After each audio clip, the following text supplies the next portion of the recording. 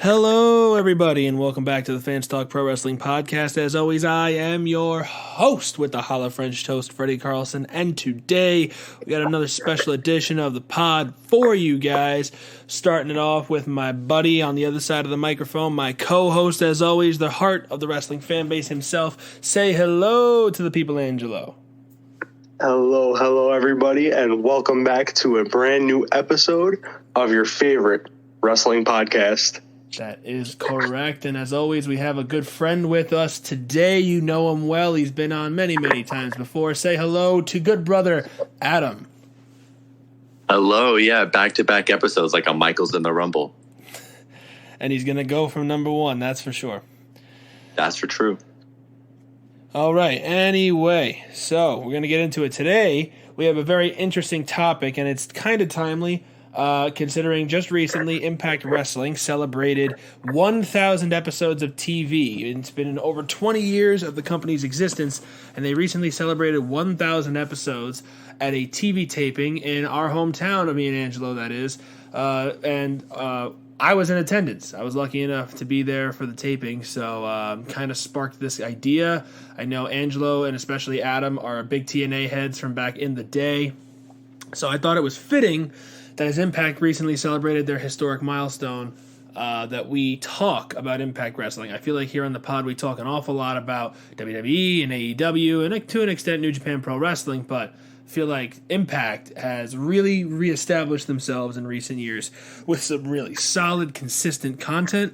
And I can assure you that if you didn't check out Impact's Victory Road, as well as their 2-night special of Impact 1000, it's a must watch. Go back and watch some great talent they got going on over there and some great stuff to come. I'm assuring you of that. If you are a fan of solid wrestling with entertaining stories that isn't as over the top and highly produced as WWE and AEW. But anyway, today we're going to take a look at the 4 main championships in the history of TNA Impact Wrestling. Just a little bit of background. Before TNA had their own sets of titles, for the first 5 years or so of its existence, it was in a working relationship with the NWA, where their world and tag team titles were actually frequently featured on Impact Television, TNA at the time television. And then in 2007, that arrangement ended, and Impact Wrestling created their own versions of the World and Tag Team titles, as well as their own women's title known as the Knockouts World Championship, to go along with their homegrown title, the X Division Championship. What does all this mean? Well, today we're going to take a look at those 4 titles, the X Division title, the tag titles, the Knockouts title, and the Impact Wrestling World Championship, and we are each going to rank our top 5 of each of those championships. So our top 5 holders of them, we're going to give our reasoning for why they're there, why they place where they do, and, kind of recap some of the greatest of the great to ever step foot in a TNA Impact Wrestling ring. Yes, the NWA versions of the TNA, of the World and Tag Team titles do count for this. So from that 5-year period, if someone held those titles under the Impact banner, they do count. However, once that partnership ended in 2007, those titles no longer count because Impact had their own versions. And yes, as well, the GFW, Global Force Wrestling, little weird time period also does technically count. I don't know how much of that period is going to be considered in a greatest of Impact Wrestling list, because that period of time was, let's be honest, not great, but it is eligible as well. Anything from those times. So we are going to get started with the NWA, TNA, Impact Wrestling World Tag Team Championships. And of course, these are titles that are held by some of the most well-known tag teams in the history of the business, some of whom did make it to WWE together, and others who are Impact Wrestling standards and stalwarts for years, but never made it to a major promotion. And I think it's going to be a really interesting dive into the history of the tag team division at Impact, which has always been, for the most part, one of their more prominently featured divisions. And so I am going to give our guest of honor today, Adam, the opportunity to get it started. Adam, who is your top 5 tag team champions of all time, starting at number 5 and working your way up to number 1? All right, let's get it started. At number 5, I have the American Wolves, Eddie Edwards and Davey Richards, right? Now, this is a tag team that initially started out in Ring of Honor. They traded, really good teammates and even good competitors. And when they came into TNA in 2014 as like enforcers for MVP, which is a thing that happened, they quickly won the titles from the greatest tag team of all time, obviously the bromance of Robbie E. Jesse Goddards. But they came in at a time where I felt the tag division was really lacking. Obviously, there was no Motor City Machine Guns or more Beer Money, which we'll get to later, and they came in at a right time. They really rejuvenated the tag division, and I think for what's considered a downtime within the promotion's history, they were definitely a bright spot within it, right? And at number 4, we have Team 3D, my main man Bully Ray and brother Devon. They were, a very prominent team, one of the bigger signings to come out of 2005, I want to say it was. And obviously, they had many reigns, a lot of memorable feuds with a lot of tag teams that I'll mention later.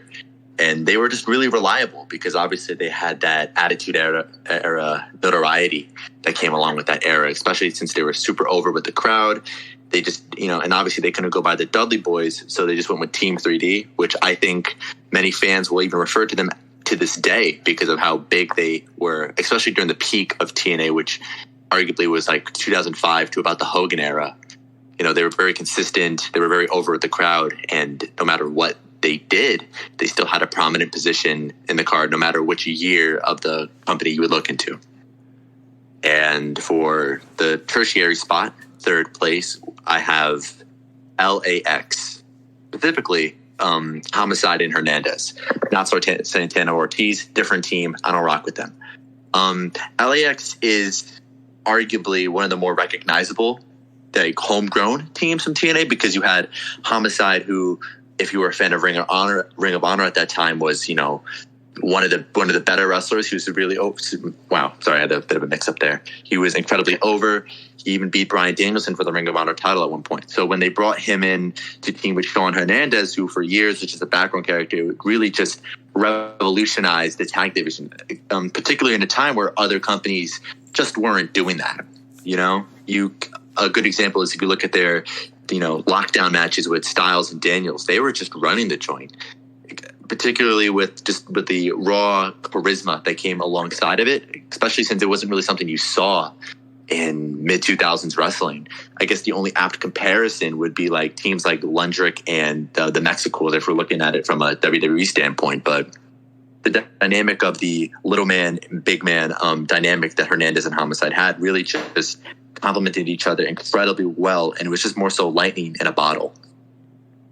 For my 2nd spot, I have Beer Money, Robert Roode and James Storm. Now, this is a team that if anyone was watching TNA in the late 2000s, early 2010s, they would just say this is the best tag team of, in the world at that time, because obviously you had James Storm's gimmick of being a cowboy, reminiscent of his Americans Most Wanted days. And then you had Robert Roode or Bobby Roode, depending on which year we're talking here, had the the whole stockbroker, like almost faux pas JBL thing going on. So when they came together, it was really just a microcosm of just pure talent, because both wrestlers extremely talented, and they just complement each other very well. The DWI is honestly my favorite tag team finisher of all time. The suplex into the powerbomb neckbreaker combo is just the best. And even now, even if you look towards the later years of TNA, they would just continue to run the joint no matter what. They were always like that safe option, almost like a Hardy Boys in WWE example. But for my number 1 spot for the tag teams was, and this comes to the shock of absolutely nobody, it's the Motor City Machine Guns. Now, the Motor City Machine Guns is obviously like a safe pick, if you will, because Alex Shelley and Chris Sabin were, first off, incredibly good, singles competitors in their own rights. Obviously, Alex Shelley is the current world champion. Chris Sabin is their current X Division champion. And the lasting legacy these two guys had on just tag team wrestling in general is almost an understatement, because you have teams that would come later in their business, like the Young Bucks, for instance, and they had that high-paced style that not many teams are doing at that time, because obviously this was a post-Lundrick era and the Hardy Boys were obviously doing whatever the hell they were doing at that point. And the Machine Guns just really encapsulated what it meant. It really just encapsulated what TNA was: total nonstop action. You would watch any of their matches, and it was like from bell to bell, just off the wall. They were technically sound. They were high flyers. They were charismatic. They were over with the crowd. They were everything you wanted what you wanted in a tag team.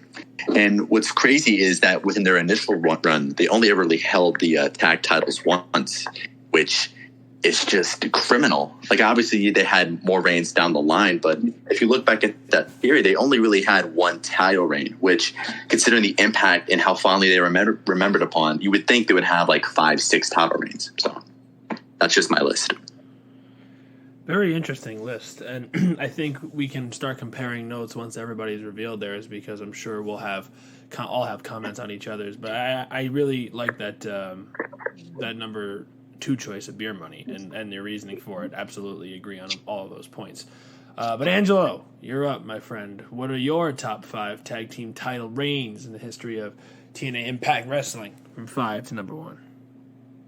All right, so my list is a little bit similar to Adam's, I guess you could say, but it's also a little bit different. Starting at number 5, we have the American Wolves. Much so like what Adam said, they came in at a time where Impact really had no tag team competition. Like, all you had was the Bromans, and I think it was even what was it, in 2014, James Storm had his little faction going on. And the Dirty Heels. And the Dirty Heels, yes. You also had them as the tag team again. But yeah, there weren't many tag teams to, I guess, hold the titles and try to help elevate them to a status where they were in the mid-2000s.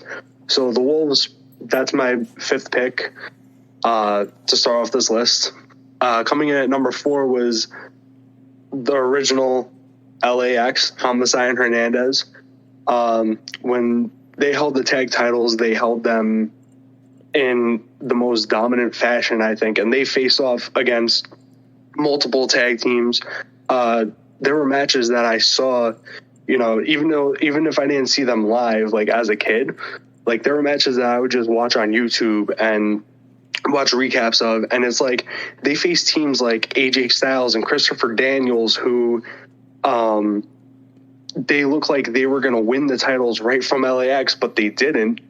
And they just put on so many different bangers of matches. They definitely were a staple in the mid-2000s for TNA as a tag team and as tag team champions. So that's why I put them in my list, especially at number 4. Number 3, this one's going to probably come a little bit as a shock, but I do have the team of Josh Alexander and Ethan Page, the North.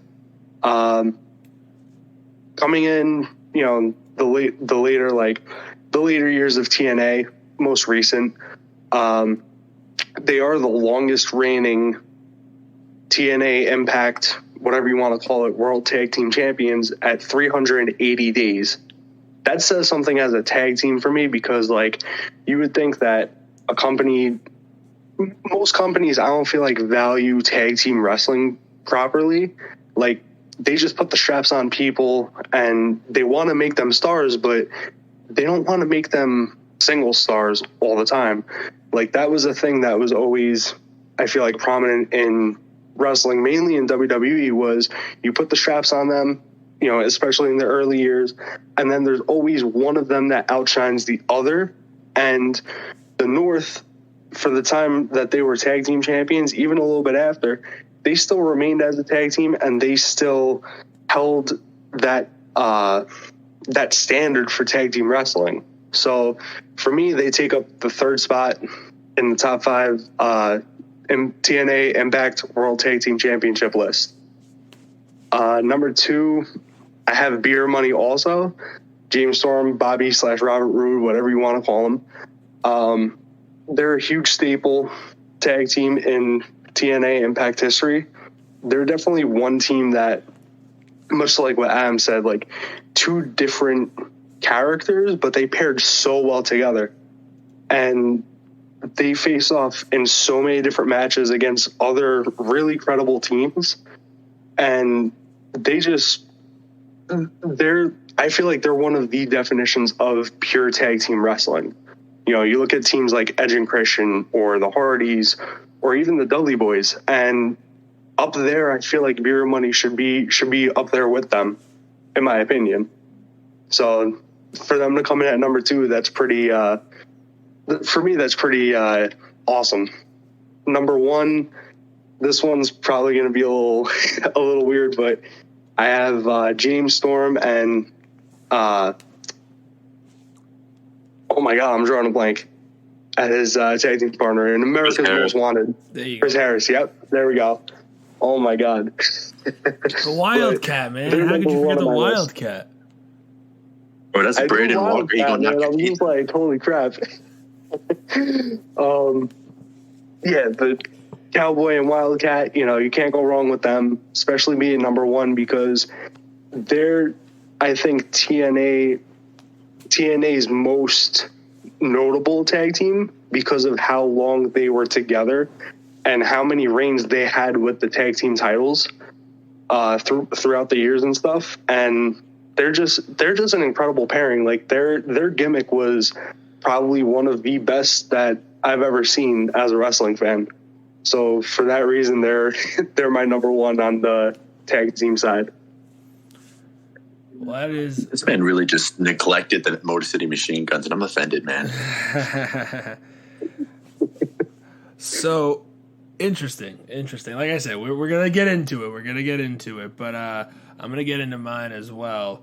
I had a honorable mention list for each of my 4 titles that we're gonna go through today. So just to name them, I'm not gonna go into depth, but my 3 honorable mentions were the OG LAX, Triple X, and the American Wolves. Those are my 3 honorable mentions. We're going to get into number 5 for me, and I am going to go where Angelo just finished with America's Most Wanted, the Wildcat Chris Harris, and the Cowboy James Storm. I think the reasoning that their impact, no pun intended, on TNA over the years is so significant is because they were the first great tag team. They were the first great duo to ever step into a Impact Wrestling ring, and that is saying a lot because they've had a great number of teams that have come through over the years since. That being said, 6-time NWA World's Tag Team Champions. I mean, they defined tag team wrestling in the early to mid 2000s for TNA, so their continued remembrance in the business and as a duo will be forever important to TNA's lore, and hence why they were a part of Impact 1000, because they were able to relive some of the glory days, if you will.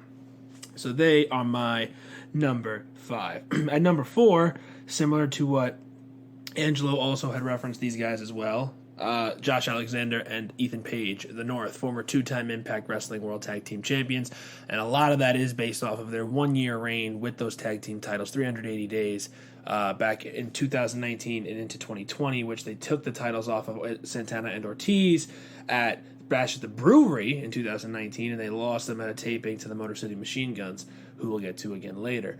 The North really redefined tag team wrestling and brought it back to prominence and impact, which I feel like it needed. Now, present day, I don't know if they're as important as they even were in that title reign, but Josh Alexander is someone who's got 2 longest reigning world championships to his credit and impact. The tag titles with Ethan Page and the world title, which we'll probably talk about in some way later.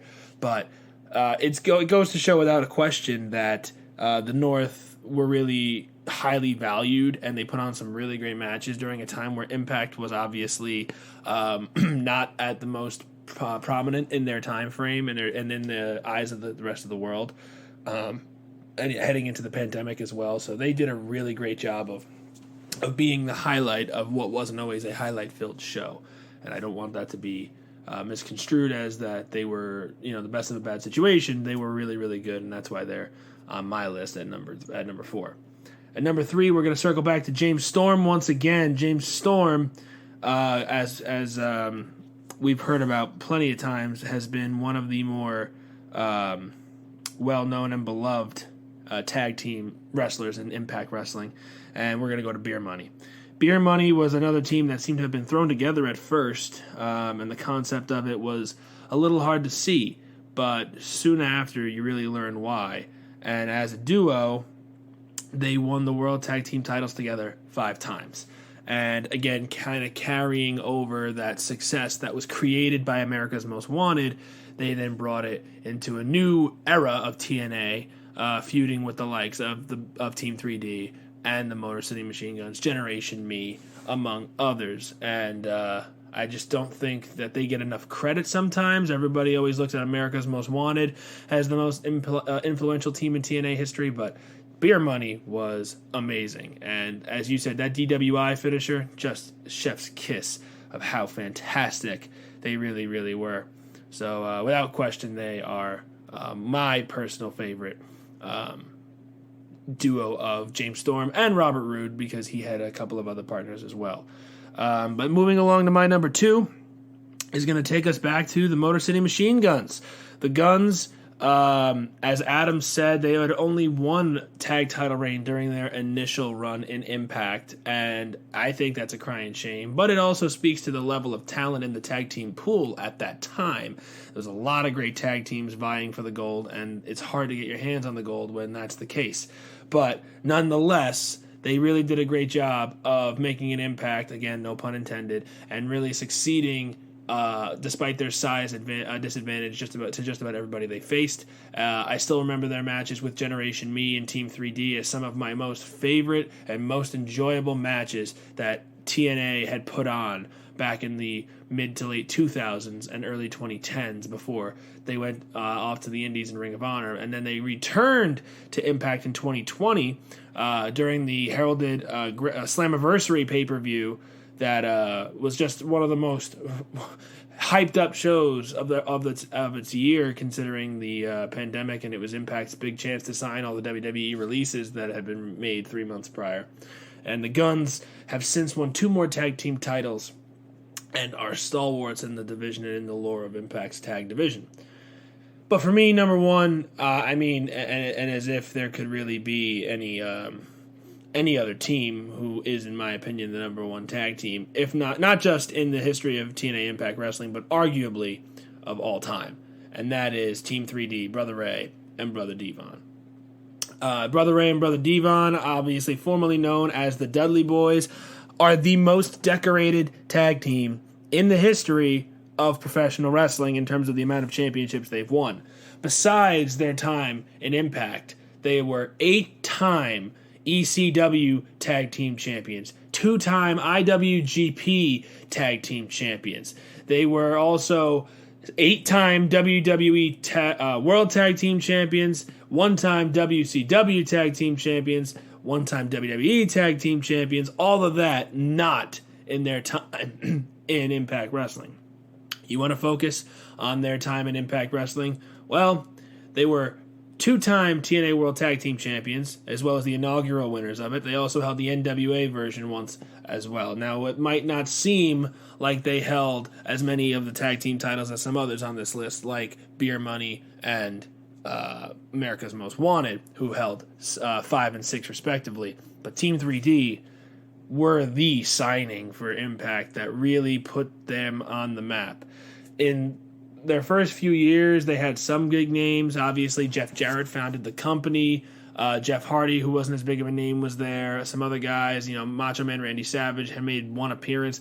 There was some notoriety, but when Team 3D left WWE and came to TNA, it changed everything, and it led to a swarm of guys following behind. I think the next biggest being Kurt Angle. But yeah, without question, the arrival of Team 3D was an instant impact and an instant freshening to a division that had already so many great hands. So Team 3D, in my opinion, is the greatest tag team in the history of the TNA tag team titles, and in the top 3 tag teams of all time. And that is my top 5. And now we'll take a chance to kind of share notes on each other's lists. Either of you guys got anything you'd like to say about each other's? I mean, obviously, we all have different, number ones, which I think is really good. I think it just speaks to the volume of how many good tag teams have been in TNA, and even ones that we didn't even mention in the list at all, like the Hardys or the British Invasion, or even Triple X, which I know was in your honorable mention. But still, it's like, I don't know. I feel like TNA came out. If TNA did a lot of things good and has done a lot of things also bad, I feel like one of the main constants was they've always had a terrific tag division. Yeah, I wholeheartedly agree on that. They've definitely always put a lot of stock in their tag division, and that's kind of been their saving grace in the bad times and their piece de resistance in the best of times. And very rarely did we ever see the tag division take a back seat. I really do think that they did a really good job for a majority of their 22, 21-year history of keeping things fresh and keeping things deep in terms of stories in the tag division. Maybe a few year period where it kind of shrunk off a little bit, but I really like what they've done with it for a very long time. I will say the lack of the Motor City Machine Guns and Angelo in your list was just that's what I'm saying. It was shocking to me, man. I all the teams you named are worthy of the conversation. I'm not saying that, but the Guns, man, they're TNA royalty. Man, like, what's your beef with Detroit, dude? God damn. You don't want to know what Detroit did to me, all right? All right. Well, we won't get into Detroit. Detroit's not the best place to go visit, but nonetheless, we will digress.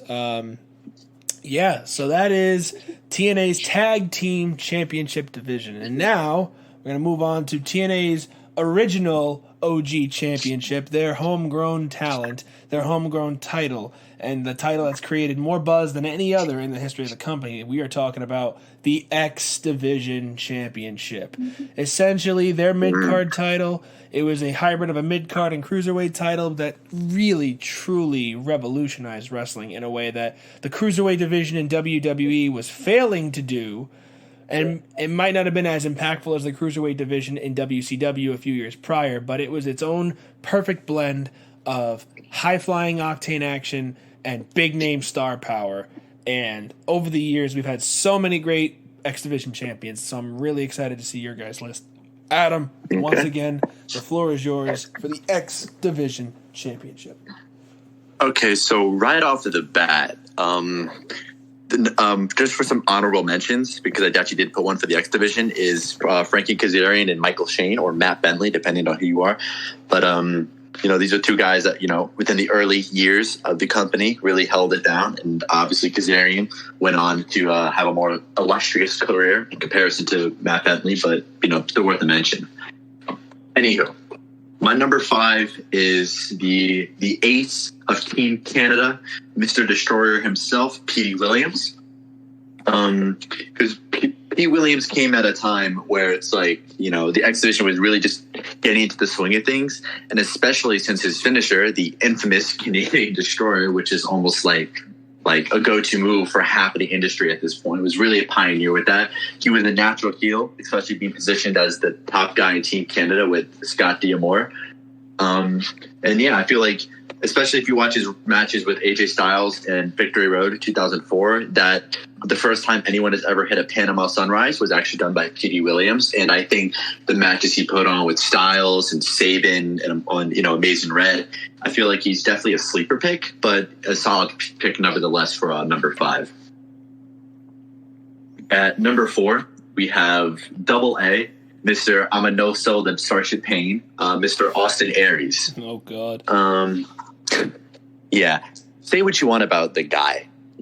Obviously he suffers from the Senshi syndrome of just being a douche, but you can't take away his contributions to the X Division, as he was the pioneer for Option C. Obviously, he was the one who was at the longest reigning at the time, Bobby Roode for the world title, but that's a separate conversation. He really elevated the X Division title to like a more desirable position because it had been stagnating for a couple of years at that point. Not gonna lie, I feel like the champion was before him was Brian Kendrick, which if that's your champion, that's indicative of your division. I mean, but sidebar, I mean, it is indicative of your division, but going from Brian Kendrick to Austin Aries is more of a lateral than it is a forward progressive pass. But I'll diverge. Continue. Yeah, let me say. But yeah, I feel like because Austin Aries, initially he came into the company in 2006 under Austin Starr, under the severely underrated Paparazzi Productions, which was Kevin Nash just goofing about with the X Division.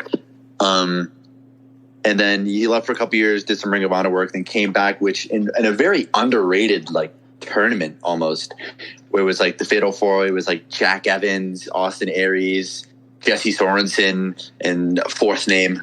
But yeah, he beat Brian Kendrick because, say what you want, Austin Aries is still a very prolific professional wrestler. And he's really good at what he does. The Brain Buster, the Last Chancery, the 450. Man really had it all outside of that shitty beard.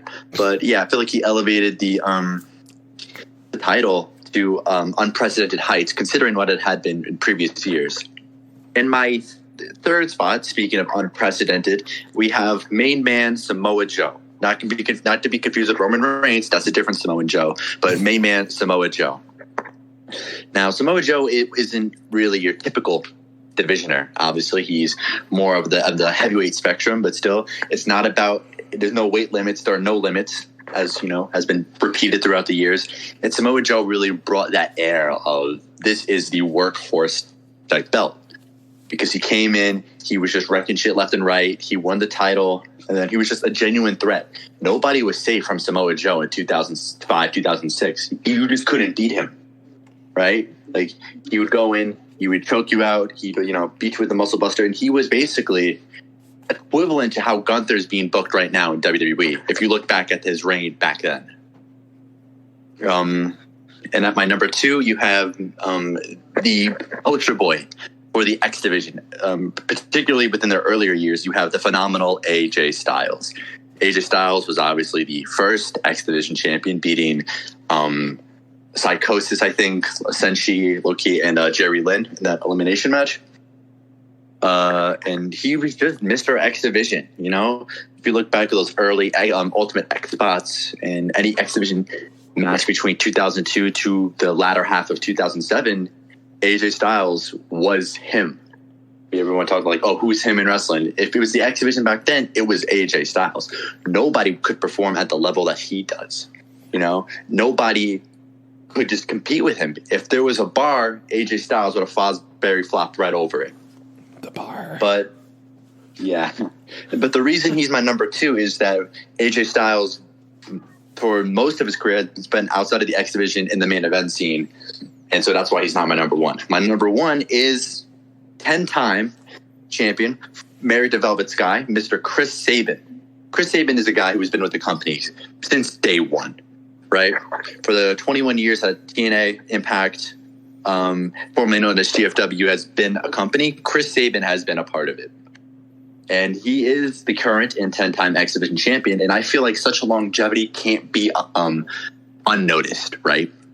Like, he was there through the best of times and through the worst of times. And he was X Division champion for a long time, He went from his long hair phase with the Hail Sabin and all the way up to the Motor City Machine Guns, all the way up to right now. Like, the X Division isn't anything without Chris Sabin.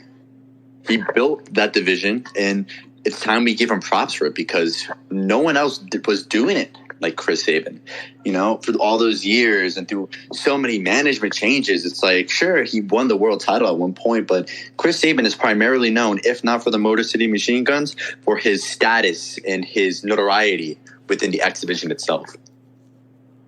Oh yeah. Amen to that. Chris Sabin is goated, and I got to witness that in person because, as you referenced, he's a 10-time champion. He's also the current champion, and I got to witness him winning that title for a 10th time at Impact 1000's taping, which has since aired, so no spoilers. It's available to the general public now. But yeah, absolutely incredible performer. Angelo, your top 5 for the X Division Championship. All right, my top 5 for the X Division Championship. We're starting off number 5. I really debated on the list for this, but number 5, we're starting off with the phenomenal AJ Styles. I'm sorry, wait. You said he's number what? Number 5. I think you made a mistake there. Yeah, number 5. I think you drew the number 2 wrong. I think I did it backwards, but yeah. Okay, continue, please. Fortunately, I did put him at number 5, even though he is, I think, who a lot of people do associate the Impact X Division Championship with. I really, really did debate this whole list because I'm not really sure like why, but for some reason I just felt like, I don't know, he just deserves to be number 5 on this list because, he had a lot more, I feel like a lot of better accomplishments than just being known as the X Division champion. But nonetheless, he's my 5th pick to start off this list, but we'll see what happens as it goes on. Oh God. Number 4, actually above him. You guys are probably gonna hate me for this, but number 4 is Samoa Joe. I'm gonna hear you out. I'll listen. Yeah, I'll hear you out. Not the worst. Not the worst point of view. So continue. Who's number 3 and 2? Yeah, where is this going? I have no idea. Like I said, this was a hard list for me, man. So Samoa Joe being at number 4, the reason being is because I felt like he was a dominant champion for the X Division. Like you see him the way that he is now. Like he's always been. I feel like he's just the same guy no matter what company he walks into, and no matter what champion he is, he carries that champion and the championship, and he just has his walk down the ramp like he doesn't give a fuck about anything or anybody. He's just going to put their ass to sleep. So Samoa Joe was the X Division champion. I feel like he was the most dominant champion that they had. And for that reason, he's my 4th pick. Number 3, I do have Frankie Kazarian actually. All right. High up on the list. That's That's my number 6. I'll let it slide. Yeah, it's not out of the question. You haven't given me a name that's been outrageous yet. So, number 3, Frankie Kazarian, mainly because like looking back at all the different like matches that have the X Division Championship in it, Frankie Kazarian I think is the most wild person to be in certain matches. Like when he was part of certain like really crazy like stipulations and shit, like he would just pull out moves like from the top rope or to that dive to the outside of the ring in a crazy manner and just put his body on the line for that title. So for that reason, he's my number 3 pick. Number 2, I do have AA Austin Aries for the reason being that he is the creator of Option C. And Freddy, if I can, just because I know you said the TNA Impact X Division Championship is a blend of a mid-card title and a Cruiserweight Championship. The reason why I put Austin Aries at number 2 because he created Option C. I see it as almost being used as like the answer to WWE's Money in the Bank. Like you could just cash it in for a world title opportunity. Yeah, so that's the reason why I put him at number 2. No, I don't disagree with points that either of you have made about Austin Aries. I mean, it's not out of the question to think that, so continue. Number 1, I do agree with Adam on this one. Number 1 is Chris Sabin, current X Division champion, and he has the most reigns at 10 reigns. So this man, just because of that, he's my number 1. Like he is a TNA day 1 type of guy.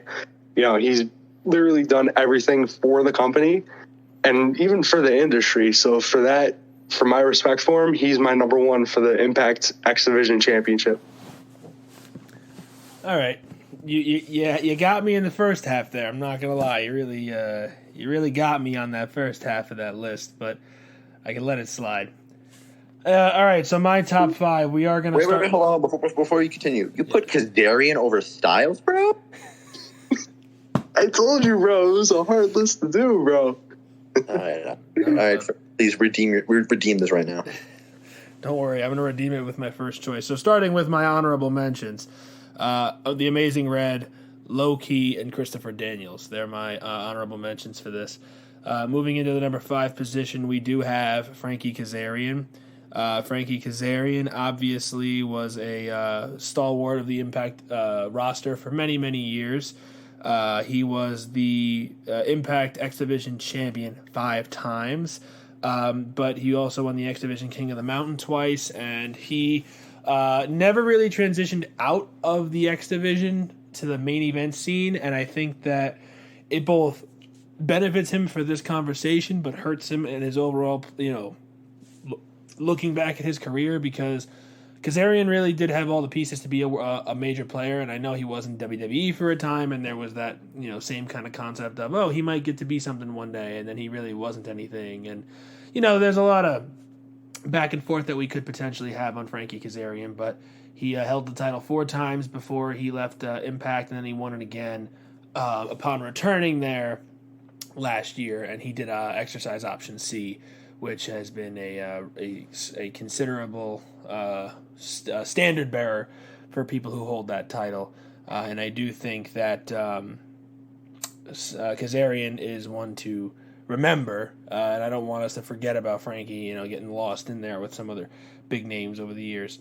So that's number 5. At number 4 for me, I do have a double, Austin Aries. As much as I don't like him as an individual, I agree with everything you have both said about his impact on the X Division as a whole, as well as the championship. He is a 6-time X Division champion, but he is also the originator of the Option C concept, a concept that has been one of my favorite parts of TNA television over the years. And I know that it's not something that's always been kind of used in the same way, and they don't really specify what time of year it can be optioned. But regardless of that, I do think that the fact that he created a way that a quote-unquote mid-card superstar could elevate himself to the main event scene in one fell swoop of saying, you know what, I'm going to risk it all. I'm going to gamble everything I've earned and worked for in my career to swing for the fence and try and win that world title. It is a big, big risk to take, and the fact that he created that is something that we shouldn't lose sight of. And regardless of how much of a notable prick he is, it is something that Impact is forever going to be grateful for. And his reigns were pretty good overall. At number 3, I have the Samoan Joe, not named Roman Reigns, Samoa Joe himself. Joe was kind of hard to place for me because I do agree with what Adam said, how dominant he was for several years there, and he overall held the X Division Championship 5 times over the span of about 9 years. I think the reason why it's hard for me to kind of place Joe in all of this is because none of his reigns were actually really lengthy. I was doing some research before, we did this list, and none of his reigns exceeded 100 days out of all 5 that he held the title. And that is not exactly the statistic that you want associated with what you do. A great reign is not defined by the length of the reign, but it is an important player in it as well. I mean, when you think of some of the greatest championship reigns of all time, do you think of, Gunther's 400-plus day reign now as Intercontinental Champion, or do you think of Santino Marella's, 6-week reign in 2008? I mean, we all know which one we're going to look at more, So, not apples to apples, but still. Samoa Joe comes in at the 3 for me. Originally was going to have him a little lower, but his triple threat match alone with Daniels and Styles at Turning Point 2005, greatest match in TNA history, and I at anybody to try and convince me otherwise. That match is so good, and I don't think anything will ever top it. But fantastic match, and something to go back and watch if you haven't. Next, number 2 for me is the phenomenal AJ Styles. AJ is just an all-around, literal living legend in the business, and I don't think he gets enough credit for that status. Hopefully one day he does. He was the inaugural and overall 6-time X Division champion. He is the only 2-time Grand Slam champion in TNA Impact Wrestling history, and mind you, he did that all in an 11-year span, and he has actually spent over half the same amount of time in WWE that he did in TNA. He was in TNA from 2002 to 2013. He's been in WWE for now, I think we said it's going to be 8 years in January to the 11 there, so he is closing in on almost the exact amount of time. And he is a Grand Slam champion in both places. His time as the X Division champion was some of what made Impact Wrestling this cult favorite of wrestling fans in the early to mid 2000s. Obviously, after WCW went out of business, people were looking for an alternative to WWE because they owned the monopoly. And if you couldn't turn to Japan, what could you turn to in America? And Ring of Honor subletted that a little bit, but it took them a long time to get onto a more globally seen stage. But TNA Impact Wrestling really started to change that with their weekly pay-per-views. And AJ Styles was in the thick of it, as he was with the X Division title. He did eventually move up to the world title scene and was a standard there for a very long time, and probably where he'll be more well-known overall. But AJ at number 2 for me. And at number 1, I mean, this is I think no matter what we talk about in any of our other lists today, this is the only one I think we'll all universally agree on. Because number 1 is, of course, Chris Sabin, the 10-time X Division champion, the king of the X Division, as Tom Hannafan, I believe, said during his call at Impact 1000, the king of the X Division, and rightfully so. When you can hold any championship 10 times, more than anybody else in the history of Impact Wrestling, that is something that you will hold near and dear, I'm sure, for the rest of your career and the rest of your life. Sabin holds a really unique distinction as one of the few men to successfully cash in Option C. He cashed it in 2013, the second man to ever do so, I believe, if I'm not mistaken, maybe the third. Now you gotta fact check me on that. And he successfully defeated Bully Ray to become the TNA World Heavyweight Champion. Granted, that reign did not last very long, but the emotional investment of Sabin winning the world title after working his ass off for a decade is something that I'll never forget, and I was so glad to have watched it on TV when that happened. And overall, 10 titles, 10 times holding that title. Incredible. And I really do think he'll be the one to cash in Option C again on the current Impact World Champion, Alex Shelley, his tag team partner. We talked a lot about the Motor City Machine Guns today. This might be the last time that we talk about them, so don't want that to be lost sight of, even though Shelley might not be in the greatest of all time for World Championship discussion. To see Sabin and Shelley go one-on-one at this stage of their careers really excites me. So, yeah. Chris Sabin, I think universally agreed upon as the greatest X Division champion in the history of TNA, and I don't think any of us will disagree on that. So hopefully that redeemed a little bit of what Angelo's choice to put Styles at the 5 did to our conversation here. Despicable. Let me tell you. At least look. It could have been worse. You could have put Abyss on the list. All right. Yeah, if you put Abyss on the list, then then there's no turning back, man. Yeah, there's no turning back. I know it. I'll get kicked out. Don't worry. Nah, I do. Listen, I don't mean to be rude, but yeah. Anyway, I don't want to be too much of an ass. Moving right along, we're halfway done, and we're gonna now move over to another title that TNA created for their Knockouts division. And honestly, this championship is the sparking of this list in my eyes, because I posed this idea to the club, and of course Adam and Angelo were the ones who were happy to agree and talk about it with us today. But during Impact 1000, for those who haven't seen it, they had the showcase of the greatest knockouts of the past, present, and future TNA Impact history. Many of them were a part of it. It was a 10 knockout tag, which pitted Savannah Evans and Giselle Shaw along with Deonna Purrazzo, Angelina Love, and I can't remember the fifth person's name. I apologize. Oh, Tasha Steeles, the Boricua Badass, taking on the team of Jordan Grace, Mickey James, Awesome Kong, Trinity, the current Knockouts champion, and Gail Kim. So if you didn't check that out, please do. It's a great match. Really showcases the past and present. But the Knockouts title was created in 2007.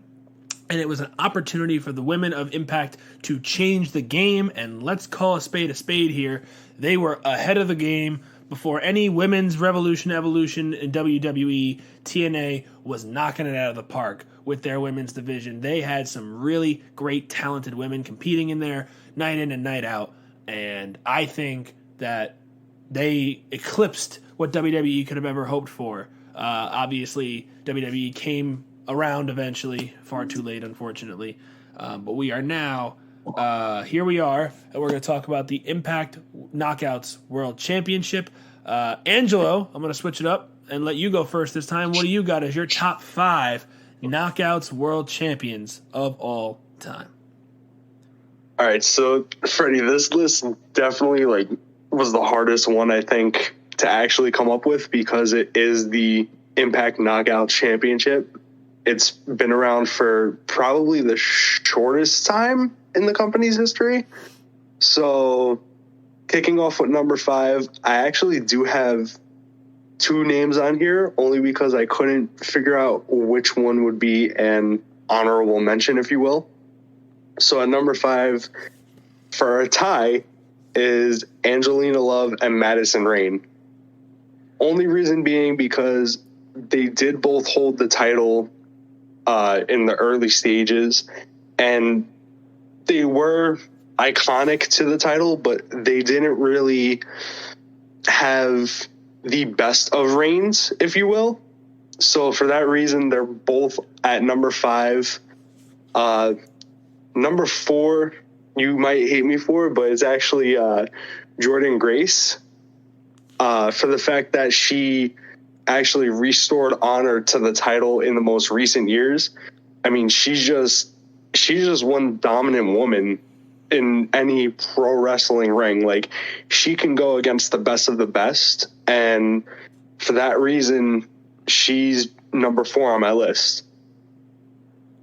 Number 3, I have Mickey James.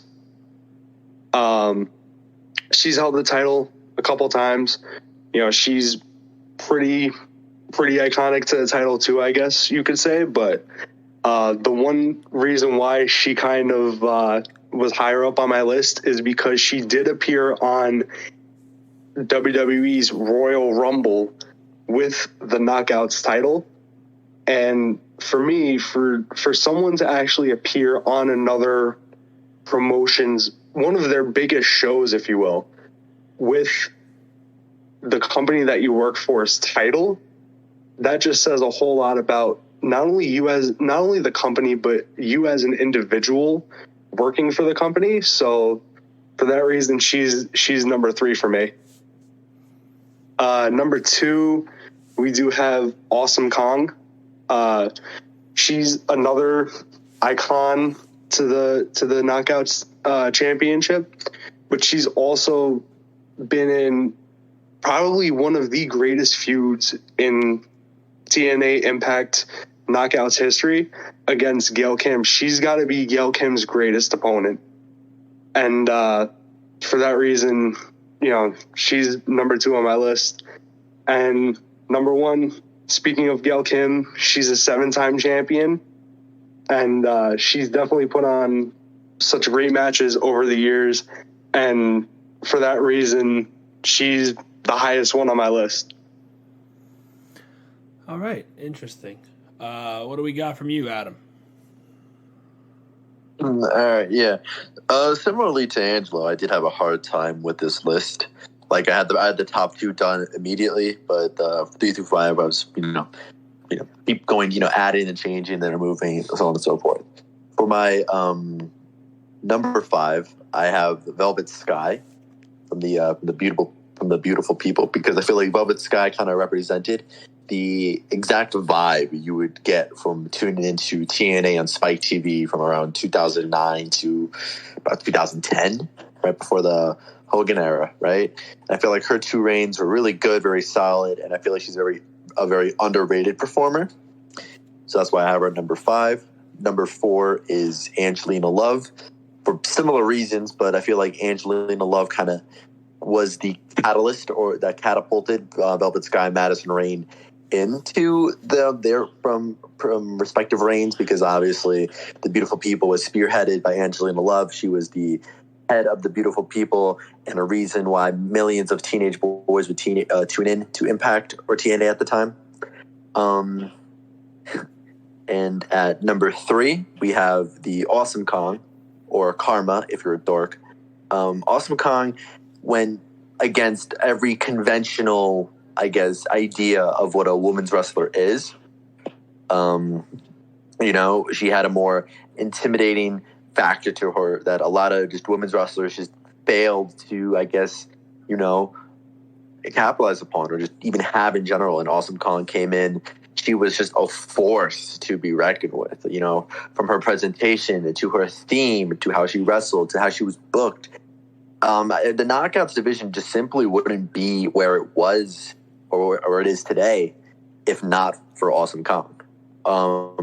And for number 2, I have Mickie James, or, Nick Aldis' wife, because Mickie James obviously came into TNA after her initial WWE run. So she was more so a mainstream, I guess, crossover, because Mickie James was obviously incredibly popular. She was a multi-time champion in WWE. So when she made the crossover to TNA, it was only natural that she would dominate the division because she had dominated the I guess, bigger leagues, if you will. And, she brought a lot of prestige and a lot of eyes onto the product, which ultimately, as a company, that's what you want to do. You want people to watch your product, and your champions should reflect that. And like Angelo had mentioned in the 2022 Women's Rumble, when Mickie James came out with the Impact Women's Championship, or Knockouts Championship rather, and even displayed it on the little nameplate, that was unprecedented, because for many years TNA was almost like a taboo topic that WWE never really talked about outside of a hint and a nod and a wink every so often. But so to see that really just shows how much not only respect the industry has for Mickie James, but how prestigious she made the title in of itself. And at my number 1, we have, who else would it be? It would be Gail Kim. Gail Kim was the initial champion for the Knockouts division. She was positioned as their ace, if you will, for many years. And but outside of the fact that she just simply doesn't age, she simply is just incredible in the ring and is the standard for not only just the Knockouts division, but women's wrestling as a whole. You know what I mean? Gail Kim is... You could argue that within the entire realm of women's wrestling, you could argue Gail Kim having a spot on that Mount Rushmore. And that's just indicative of how much influence that she has, and how much, respect and how much prestige that she did bring to that title and to that lineage and to the history of Impact Wrestling. Some great lists, boys. So let me get on to mine now. We're going to start at number 5, and indeed, number 5 for me is actually Awesome Kong. Now, I know Kong, in the lore of Impact, her importance goes beyond her amount of championship reigns. She was only a 2-time Knockouts champion overall, but Awesome Kong, as has been discussed and as is evident, was the featured performer alongside Gail Kim during the early days of the Knockouts division as they tried to create this culture of inclusivity and, hey, these girls are going to go out there and put on probably the best match of the night on any given night because it doesn't matter who they are. And, it's not meant to be defined by gender who gets to be the main event. And her and Gail Kim proved that. And I think that Kong, in the grand scheme of things, is a Hall of Famer, and rightfully so. Her time as champion, maybe not as important as her significance overall. And I think that if we were talking about the greatest knockouts of all time, just in a general sense, I would probably have her a lot higher. But if we're talking specifically about the title, Kong comes in for number 5 for me. I meant to mention my honorable mentions, as I've been doing. For me, my honorable mentions, Tessa Blanchard, Tara, and Madison Rayne. Those are my 3 honorable mentions. Moving on to number 4 is Angelina Love. Now, Angelina Love, the leader of the Beautiful People, she's a 6-time Knockouts World Champion, and that was a record that was held for a very long while until it was eventually broken by someone who we'll talk about in a little while. But she was one of the more unexpected success stories, I would say, in the history of Impact. The Beautiful People was a popular gimmick for many reasons, of course, back in the day, and she was one of the early featured performers, and probably one of the more technically proficient ones. I mean, a lot of times there was this unfortunate concern of, they hired, women for their looks and not for their performance. Others who proved that, in later years, just weren't as good in the ring as some others might have been. But Angelina Love really bucked the trend. She proved that she could go, and she was really good at it, and she wasn't just there because of someone thinking she was attractive. And I think that that's an important note, is that, this division was built to avoid that. And I love how they never, they had their moments, but they never leaned fully into it. It's like, this is meant to be for a competition over a championship, like it should be. And Angelina Love, at 6 times as the Knockouts champion, very much so deserving of a place on this top 5. At number 3, I do have Mickie James. Yes, Mickie James, who is one of the many people who has succeeded to the level that she has in both WWE and in TNA. She was obviously in WWE a 6-time women's world champion overall between the Divas and women's titles. But in Impact, she's a 5-time Knockouts champion, including having reigns that span 2 different times in the company and against multiple different generations of talent. She arrived in TNA back in 2010 and was featured in stories with the likes of Tara, who she had worked with previously in WWE, as well as the Beautiful People, and eventually with Gail Kim as well. Before that ended, then she went back to WWE in 2016. After a few years there, she returned to TNA, where she had a few more reigns as the Knockouts champion, including the aforementioned appearance in the 2022 Women's Royal Rumble for WWE, which, as anyone might expect, when a champion from another company shows up in this company as the champion, it's a big deal, because WWE never references other companies in their championships unless they really have a reason to. And Mickie James, being the star that she was in both companies, proved that she can be that kind of a star. I was there at Impact 1000 when she made her return after about 6 months off from injury, and the place went nuts when Mickie came out. So she's still just as over today as she was 20 years ago when she started in the business with Trish Stratus in that story. But Mickie James, a living legend in the business, and I don't think anyone will disagree with that. Probably the most controversial take I will have all day is my number 2 choice for this top 5, and I have a reason for it. My number 2 choice, the virtuosa Deonna Purrazzo. And I will tell you exactly why Deonna Purrazzo is my number 2 choice on this list. She is, number 1, the longest reigning Impact Wrestling Knockouts World Champion in history at 343 days I believe it was her inaugural run as champion. She's a 3-time champion overall, but she was the first example, in my opinion, of TNA Impact Wrestling resurgence to, genuine good television at any given moment in time. WWE dropped the ball with her for sure, and she won her initial championship at Slammiversary in 2020. I apologize. Her 343-day reign began at Turning Point in November of that year when she defeated Su Yung in a no disqualification match. She embarked on a nearly year-long reign that ended at the hands of Mickie James at Bound for Glory later that year. It was an absolute incredible performance by Deonna Purrazzo going on a run like that. And she never once faltered. She had stipulation matches. She has proven that Impact's Knockouts division is not like any other women's division in the entire world. They don't care. They take risks. They have had such amazing matches, and Deonna re-established that concept. The same concept that 10, 15 years prior was created. Deonna resurfaced that in her reign. And I think she is a prime example of somebody who left WWE after the ball was supposedly dropped with her, and now it's in her hands to either sink or swim. She didn't just swim. She became the queen of the ocean, and she was the shark that was calling the shots. Her contract is expected to expire on New Year's Eve of this year, and I think she will be a prime target for WWE to bring in the new year as a new big name in the women's division, as somebody who will not just come in and be working the undercard and get forgotten about in a couple of months. She will be a force to be reckoned with, and I think Deonna Purrazzo, the Virtuosa, will be continuing to create new moments for herself. With that said, number one is Gail Kim. And I mean, again, we've agreed on 2 of our 3 lists now at who the greatest of all time is.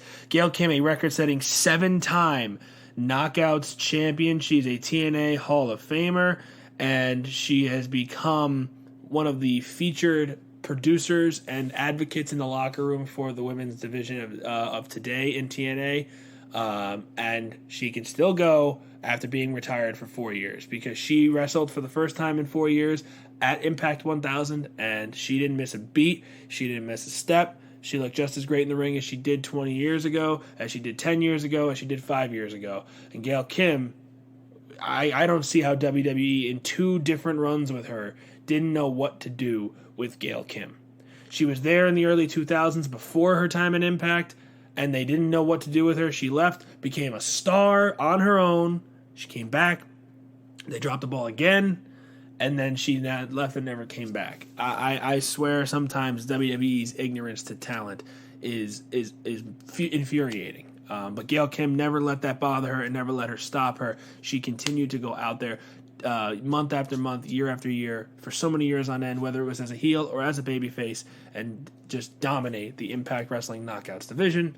And rightfully so, because she was the force behind it. Her and Awesome Kong as the inaugural 2 champions, creating a legacy that will never be forgotten. So there's our top 5 Knockouts champions of all time. Do you guys have any thoughts? I just think it's surprising that we the 3 of us agreed on 2 of the number ones on 2 different lists. So I think that's pretty dope. I agree, yeah. I didn't expect that. I thought maybe if we had 1, that would be a lot, but goes to show TNA truly has their own Mount Rushmores in certain respects. Yeah. And well, that's going to go out the window with this next list. Yeah. This one can go so many different ways, so I'm really intrigued to see where we go. So, as we said, our final stop on this is the Impact Wrestling World Championship. So once again, as was discussed with the tag titles earlier, TNA had the working arrangement with the NWA for 5 years before they created their own world title. So those 5 years from 2002 to 2007 also count towards these rankings. So if you hear somebody bring up the NWA World's title, that's why. But then, obviously, from 2007 to present day, it's the TNA/GFW/Impact Wrestling World Championship. A lot of different men and women have actually held this title. So it's going to be interesting to see where we end up. So, Adam, the floor is yours. All right. So for my number 5, we have Darby Allin's adopted father, Sting. As my number 5, because Sting, before he came to TNA, he had a little break after WCW closed. Obviously, he wasn't signed to WWE until way later down the line, and Sting was brought in, and he was one of those people who really put TNA on the map, because Sting being known as one of the last WWE holdouts was really putting on a lot of bangers within that time period. He held the title a couple times from 2006 to about 2011, I think was his last reign, and he put on a lot of good matches. He was a safe person to put this title on, especially after the Jeff Hardy debacle of Victory Road to 2011. And I think he was a very solid performer, and he just oozed main event energy. So it was just a logical decision to put not only the strap on him, but to put him at my number 5. He's just a safe pick. You can't go wrong with the Stinger. You know what I mean? At my number 4, we have Bob Lashley, my main man, Bobby. Bobby Lashley came in to TNA initially in about 2009, but that didn't really go anywhere because that was like that weird Hogan era that was starting. And he had like feuds with like Jethro Holland. What was his name? Trevor Murdoch's TNA name, whatever his name was. But so that didn't really go anywhere. But he returned when MVP was starting his Beatdown faction or whatever it was called, the BDC, Beatdown Clan, and he beat Eric Young for the title, and then he just went on a tear. Particularly within the mid 2010s, he was just putting on he was basically unstoppable. You put Lashley in there with anyone, and he was more likely not coming out on top. He came in with a sweatband. He would do the Kimura. He'd do the spear, and he was just a bona fide star, almost like a precursor to the Almighty run that we saw in the early 2020s for WWE. For my number 3, we have the phenomenal AJ Styles, as not only was he a great X Division champion, he was also a great world champion. He was within the first 5 champions of the NWA TNA version of the championship. And, he'd hold it a couple times, go back to the X Division. But I think what really brought it into the spotlight was in 2009 when he beat Kurt Angle, Hernandez, Sting, and Matt Morgan in a fatal 5-way match where he beat Kurt Angle in the middle of the ring with that signature Superman 450. And that was just like his crowning moment because AJ Styles, as we know, was Mr. TNA for the majority of the existence of the company from like 2002 to 2013, which is, basically he was Mr. TNA for like 11 years out of the 21 years history thus far of TNA. And I think if you're going to have a list with the greatest world champions, it would also be criminal and outright despicable to not have AJ on your list. My number 2 is my personal favorite, but he's not objectively the best. But my number 2 is JEFFJARRETT, Jeff Jarrett. Now, people like to compare, like to say that the Triple H reign of terror of the mid 2000s was criminal, or how Roman's reigns of the 2020s is, just dastardly. Clearly, they have never seen early TNA. Ref bump, nut shot, guitar shot, the stroke, 1, 2, 3. Jarrett's going over, brother. Jeff Jarrett, obviously, him and Jerry Jarrett being the founders of TNA. Jeff Jarrett was actually not the first nor the second NWA TNA champion. It was first Ken Shamrock, then Ron the Truth Killings, and then they put the title on Jarrett. And the thing about Jarrett is people hated him. It was almost to levels that we see Dom Mysterio getting booed out of the building every week on Monday Night Raw. Jeff Jarrett was hated because he'd go over no matter what, and you just love to see him lose. And what you want out of a heel champion, or just the A1 heel of the company, is you need a genuine desire to see them lose. Like if you look at other title changes, if you look at Christian Cage, for instance, when he came into 2005, a lot of the reason he got over was because of Jarrett, because of how hated he was. He was a multi-time champion, held it for a long period of time within the 2000s. And I think there is no TNA with Jeff Jarrett without a shadow of the doubt, but Jeff Jarrett was one of those guys who really put in the effort and put it on the map. And even now he's, close to retirement age and is still putting on incredible bangers in AEW. This is going to sound like a crazy take, but if they put the strap on Jarrett, I don't think I'd be mad. And for my number 1, who else would it be? Kurt Angle. Curdy Angle, Olympic gold medalist with a broken freaking neck, mind you. Kurt Angle is single-handedly the most important signing TNA could have ever had within the time frame. Because Kurt Angle debuted for TNA in 2006. In the earlier part of 2006, he was the World Heavyweight Champion and lost the title at WrestleMania, and then he left. And then he went to TNA, and a lot of Kurt Angle's best work is in TNA and at the top. You have his matches with Abyss. You have his matches with Mr. Anderson, with Samoa Joe, AJ Styles, Sting. The list can go on and on and on and on. If you were anyone in TNA, you would have had a banger with Kurt Angle. He is the standard bearer for the entire company. And people like to look back at his WWE run as really good. I would argue that his TNA run is better than his WWE career. The fact of the matter is that, and I with your Kurt Angle reference there, he spent more time as an active in-ring wrestler for TNA than he ever did for WWE. He debuted in WWE in the end of 1999, November. He left in the fall of 2006. That is just about 7 years. He spent over a decade as an active in-ring competitor for TNA.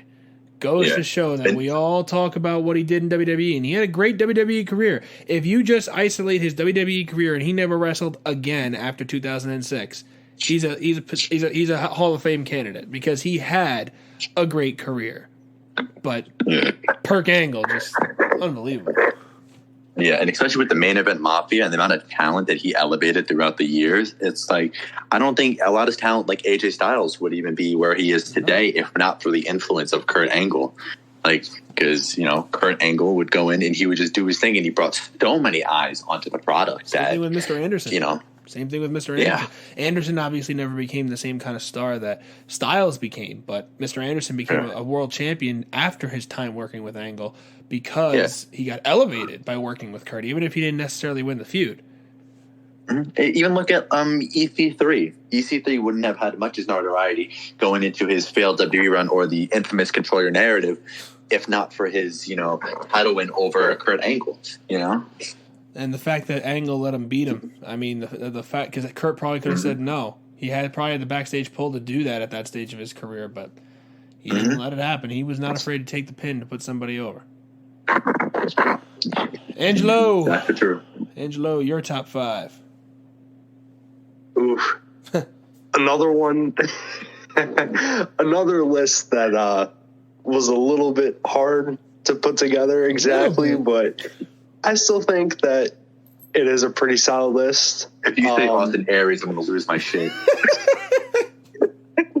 No, bro, come on. Why you got to say that about Eric Young? Eric Young, okay. What do you got to say? What's your list, my friend? All right. Start off at number 5. It is the founder, the creator of TNA himself, JEFFJARRETT,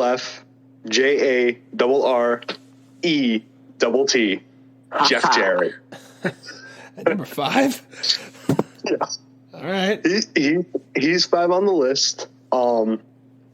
Much like what Adam said before, though he may not have had the greatest reign ever, but the man was a great heat generator for the company, and his time as champion, a lot of people just wanted to see him lose. They wanted him to just lose the strap and not be seen as the champion of the company or the face of the company. But even though he would win matches that people did not want to see him win, he still pulled the title up to a certain status, and that's my reason why he's 5th on the list. Number 4, we're going with Big Bob, Bobby Lashley. Big Bad Bob. Robert. Bob. Just Bob. We'll just call him Bob. Reason why he's number 4 on the list, and this is something that I had to reflect about, over the past week, is because you guys probably won't agree with me on this, but it's kind of the way that I started to, realize where they were going with his run. Is he kind of had a Brock Lesnar type role as the TNA champion. He would just wrestle in matches against people who you knew they weren't going to win, but he still turned some people into stars. He put on so many good matches against different talent who you wouldn't think would even really, deserve a world title opportunity at the time, but he still put on a great match against them. He still let them show their ability, and for that, he's number 4 on my list. Moving on to number 3, the longest reigning Impact World Champion, Josh Alexander. The man just puts on so many bangers, no matter who he faces. He was one hell of a tag team champion. He was one hell of a world champion. And now we're going to see him face Alex Shelley for the world title.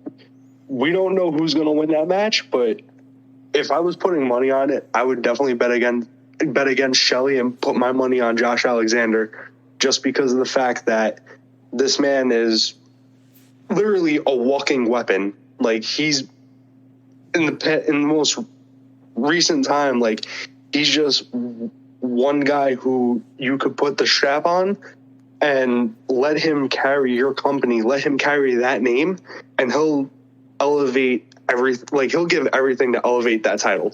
So for that reason, he's number 3 for me. Moving on to number 2 is the phenomenal AJ Styles. Yeah, not much to say about him, mainly just because he's the GOAT. He also did threaten to walk out of Impact with the world title. And I feel like that moment was just, for me, it was just funny as hell, just seeing him like walk around with the title, hop in the brand new car that he got from Dixie, and just drive off with the title. Yeah, talent aside and everything, he's just one of the best like people in the industry. So for that reason, he's number 2 on my list. Number 1, I do have to agree with Adam on this, is going to be the Olympic gold medalist himself, Kurt Angle. Much to like what Adam said.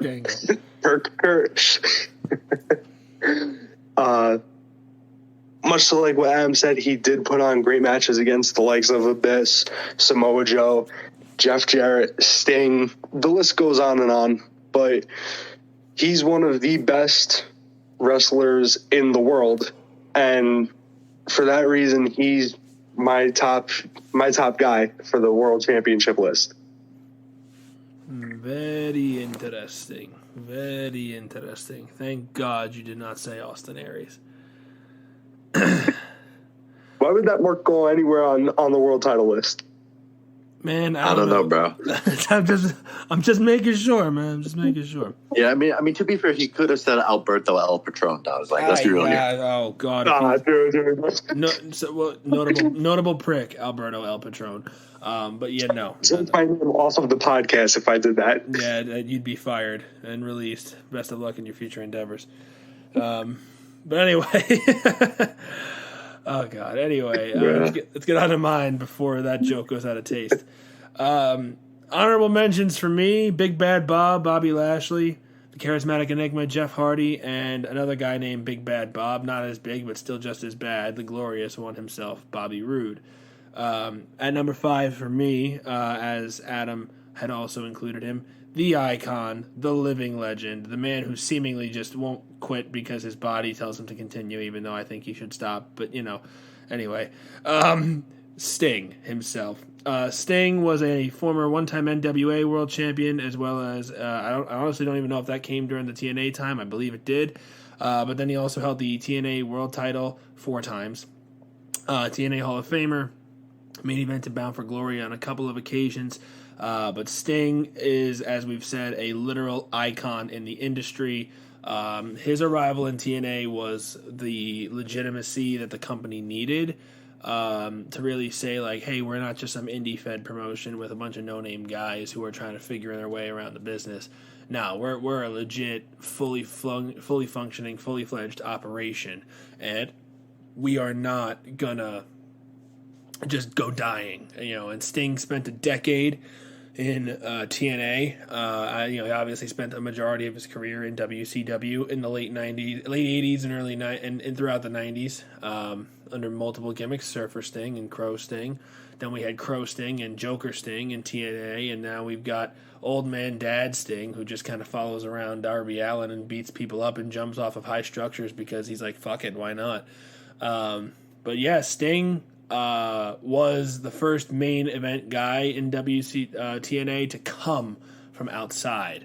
And again, him, the Dudleys, and a few other guys down the line added the legitimacy to the company that they needed. They eventually would go overboard with that, but at the time, Sting's work with the likes of Samoa Joe, Kurt Angle, AJ Styles, among others, some of my favorite. His whole Joker Sting gimmick in 2013 was probably the most fun I've ever had. Or was it 2011, whatever it was, when he went batshit crazy. That was just the best. And Sting, without question, top 5 all time. Next up in at number 4 on my list is the walking weapon himself, Josh Alexander. Now, Josh, obviously, a newer guy and the most recent performer on this list. He's a 2-time TNA World Champion. But he is the longest reigning champion of all time at 335 days. Could be a 3-time champion by the time we reach Bound for Glory in Chicago next month. But he's also the holder of the former holder of the X Division title and of the tag titles on multiple occasions with Ethan Page. And I think, as I mentioned before, it's worth noting that he holds the record for 2 of TNA's currently 4 active men's championships for the longest reign of all time. And obviously both of them, 2 of them are their homegrown created titles in 2007, the tag titles and the world title. And there have been some great teams to hold the tag titles and some even greater men, more likely than not, to hold the world title. And Josh Alexander has proven with his great match after great match after great match. I mean, listen, he main evented Victory Road 2 weeks ago when I was there in person against Steve Macklin, and I didn't imagine a main event match with no title on the line. I didn't think it was going to be as good as it was. Oh my God, these 2 guys beat the ever living piss out of each other, and I loved every single second of it. If you want to watch a match that might be the most low key banger you can find right now that just aired, go watch Victory Road this year, the main event, Steve Macklin versus Josh Alexander, because holy piss was it great. But anyway, Alexander could have a great match with a broomstick, and I think that that's a testament to how good he is in the ring, how good he is as a performer, and how great of a champion he was. And his reign was filled with a lot of great defenses, and it's truly a shame that record-breaking reign, A, could not reach 1 year, and B, had to end under such disappointing circumstances where he tore his tricep and had to relinquish the title. So hopefully he can win back that title he never lost at some point. Whether or not that's Bound for Glory is to be determined. But anyway, moving right along, we are going to get to number 3 on my list, and that is good old JEFFJARRETT. Ha ha! Ain't he great? We talked a lot about him already. He's the owner and the original owner and founder of TNA Impact Wrestling with his father Jerry. He was having his own reign of terror in the mid-2000s while Triple H was having one in WWE. He was saying, hold my beer and let me do it on a smaller scale here in TNA. He was a 6-time NWA World's Heavyweight Champion, and he had a stranglehold on that title for a majority of that time period, from 2002 to 2007. He feuded with everybody and anybody who came in and around at that time. Christian Cage, I believe Jeff Hardy was in there, AJ Styles, the list goes on. Jeff Jarrett was in there with them. He had that feud with Ron the Truth Killings. So lots of stuff that Jeff Jarrett did, and he never faltered. He never once faltered. He was the penultimate heel, the guy that everybody wanted people to lose. Everybody wanted to see lose, so that when he finally did lose, it meant something, and it was impactful, and it was important, and it was must-see TV. And I think that was a really great example of TNA trying their best to, create moments when a babyface could finally defeat Jeff for the title.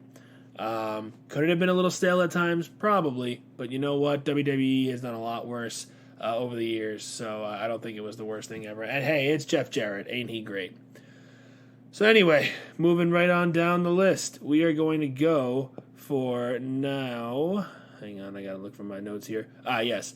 Number 2, I think all 3 of us had this same guy at the number 2 position. He is phenomenal, and he is AJ Styles. And we talked a lot about him today, both for the X Division title and now in the world title scene. He was a 3-time NWA World Champion and a 2-time TNA World Champion. His time as the TNA World Champion started off with his landmark victory over Kurt Angle, it was a fatal 4-way. I remember very vividly it was Styles and Angle along with Sting and the Blueprint, Matt Morgan. And Sting kind of said, here, AJ, here's your moment. He took out Kurt in the ring, and then he went and focused on Matt Morgan on the side. Styles hit the 450, and AJ Styles got the big celebration with the World Championship.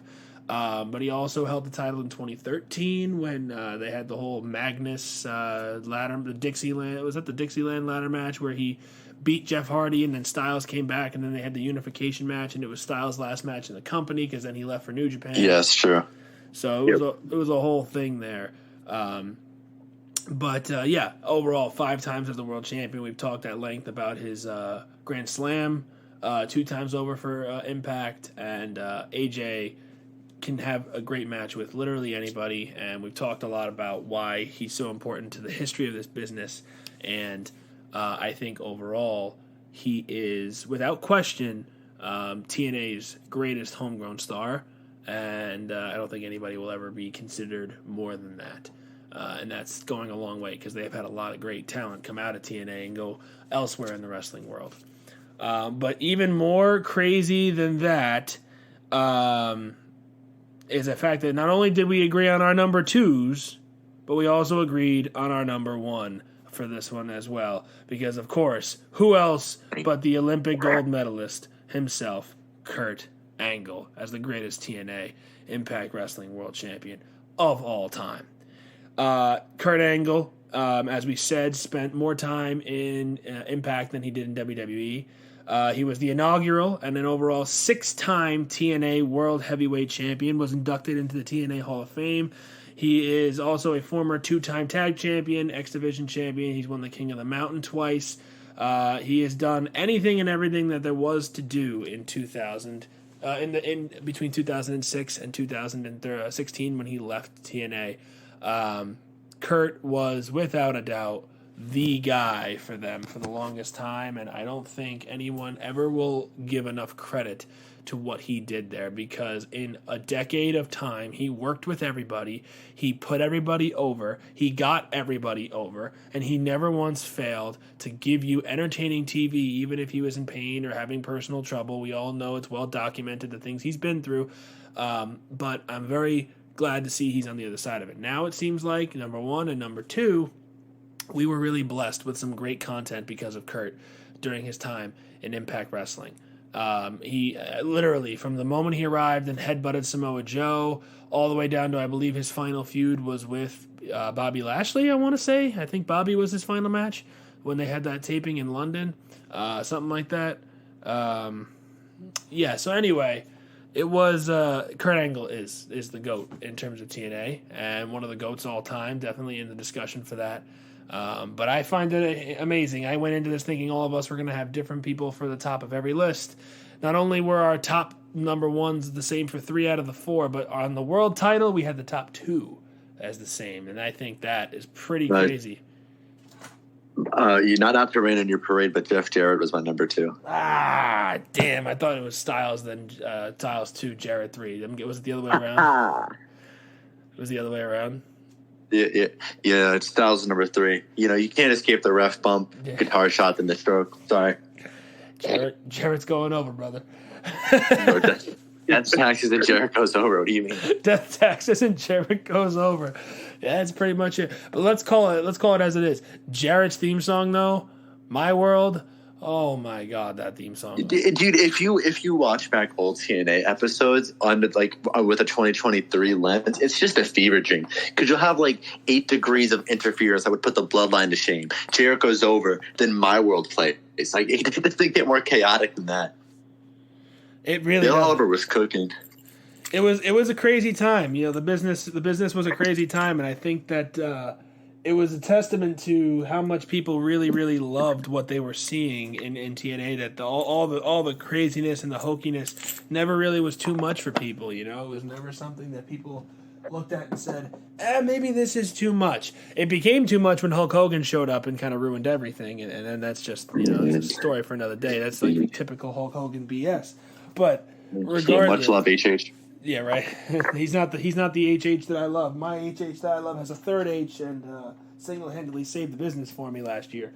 But nonetheless, that's so true. Yes, but nonetheless, yeah, no, and I think that overall we've talked about some really great TNA wrestling, and I think that that's something that we shouldn't forget. And I think that that's kind of my reasoning for wanting to do this with you guys tonight and having this be our next topic was because they are doing some great stuff over there right now. I cannot stress enough.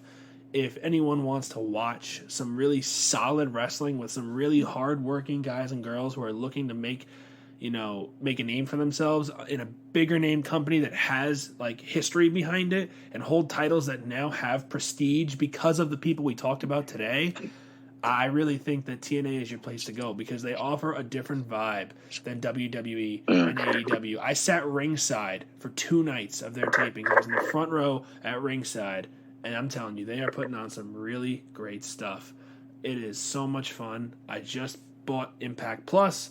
I'm going to be doing some nostalgia trips, I'm sure, going back in time and watching some great older matches. But I'm also looking forward to keeping up now more often on the up and up on what Impact's got going on lately. They just had Mid-South Mayhem tapings in Memphis. I think that's going to be for TV this week. So check that out. And as I said, Bound for Glory in October. Chicago, 2 matches already announced. Josh Alexander versus Alex Shelley for the Impact World Championship, as well as Mike Bailey, Speedball versus the aerial assassin Will Ospreay in Chicago. So 2 really great matches already booked for that show, and I'm sure a lot more to come for Impact Wrestling. Angelo, Adam, anything else you want to add?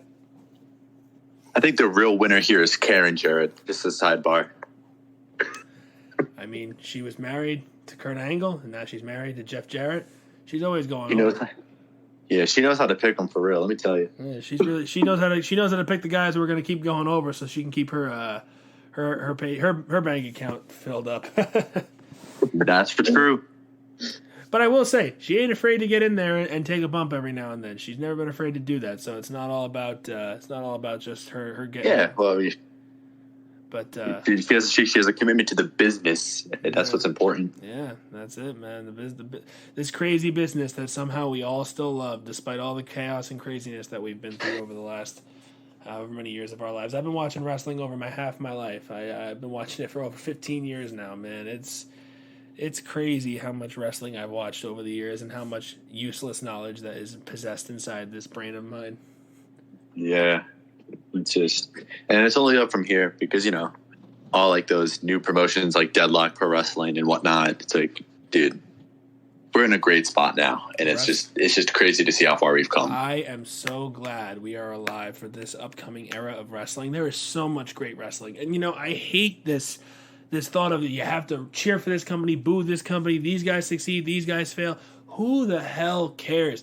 We're fans of pro wrestling. I am a fan of professional wrestling as a whole. So I don't care if it's WWE, AEW, Impact Wrestling, New Japan Pro Wrestling, It doesn't matter what company you are. If you're giving me good wrestling and it's a match that's going to be fun to watch for 10, 15, 20, 30 minutes, I will watch it. I don't care. Because I grew up, I was a WWE kid. And then I got into TNA very quickly. And then I got into Ring of Honor. And then I got into New Japan. Like, I have such a diverse taste, I would like to think, in wrestling that I don't care where it is. If it's good, it's good. And if they're succeeding, I'm happy. There are days when things piss me off. Case in point, we didn't talk about it in this episode, but the releases the other day, the timing was really poor. You just announced 2 major things that are going to net you billions of dollars. Maybe wait a little bit. Whatever. Those things piss me off. But that's business. We could sit on this podcast for 2 hours probably and talk about that. But there's a lot of great wrestling out there right now. And it's so hard to keep up with it all. But I am so excited to try. Because at any given moment in time, I can turn on my TV and Dwayne "The Rock" Johnson, even though he can't show up for his own 25th anniversary special in Brooklyn. But that's another story. My God, don't get me started. Don't get me started on Dwayne, man. Dwayne, man. Could show up on a random SmackDown in Denver, Colorado, and then 1 week later, I'm watching Kenny Omega come save Chris Jericho from a beatdown by Konosuke Takeshita and Sammy Guevara, and seeing Jericho and Omega on the same page in the ring. Amazing. And I'm seeing Sting. And also, even that, it's like you can see Adam Cole start the match with a fucking YouTuber. Yeah, right, exactly. And you could see a guy who's literally a scumbag, by every account, get cheered louder than anybody on the show he just main evented. He got the loudest pop of the night outside of Eddie Kingston in New York City. And he got a "he's our scumbag" chant because we love him for being a scumbag. Like, what other profession can you say that about?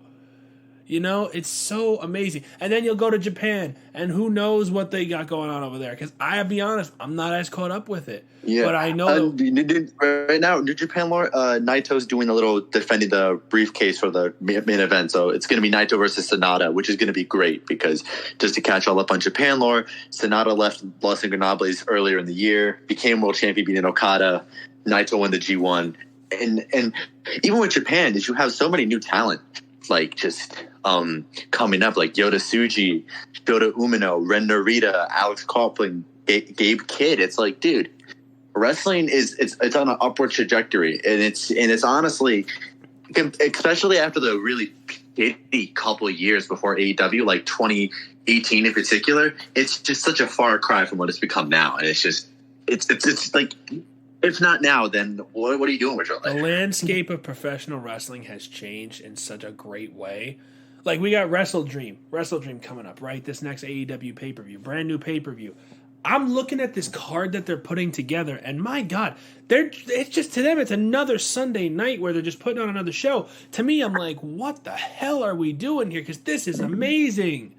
Dude, ZSJ versus Danielson, yeah, I'm going to have to buy it. Yeah. It's just how it is. You sold me on the first match you booked, and then the undercard looks great. Like, there's going to be a 6-man tag team match. It is going to be Sammy Guevara, Konosuke Takeshita, and Will Ospreay versus Kenny Omega, Chris Jericho, and Kota Ibushi. I mean, the amount of talent in that match, it's unbelievable. Darby and Christian Cage in a 2 out of 3 falls match. Statlander versus Hart. You're going to have FTR's face in Aussie Open. I'm Better Than You Bebe versus The Righteous. Not every match can be great, but hey, it's Better Than You Bebe, so I'll take it. You know, there's so much greatness on that show. Hold on, you forgot to mention Kingston versus Shibata, bro. Kingston and Shibata. Swerve Strickland and Hangman Page, which I am super invested in because I love Swerve Strickland. I love Hangman Page. You're putting them in a match together. I'm like, all right, you sold me. I'm ready. I'll buy the pay-per-view. I'll spend the $50. I don't care. And even like the throwaway match for a future world title match, you have the Young Bucks versus the Guns versus the Lucha Brothers versus Orange Cassidy and Hook. Like, dude, say what you want about AEW, but they're firing on every single cylinder. I think the departure of CM Punk honestly was the base decision. You know, you know what it was, and I was at Grand Slam this week, and you can feel. The last time I was at an AEW show was Grand Slam last year, right after the whole Brawl Out situation. Actually, no, I was at Full Gear. So the last 3 shows I've been at, Grand Slam was right after Brawl Out, and people were kind of reeling from the fact that there was no Elite and there was no Punk, and it was kind of weird. Then, you know, we got to Full Gear where I was there, and it was different because the Elite came back, Punk was hurt, you know, and things were kind of on the up and up. And then you hear all of this drama that's been going on backstage for the last few months, and yeah, of course, it's been terrible for the business, and you're taking away so much great stuff.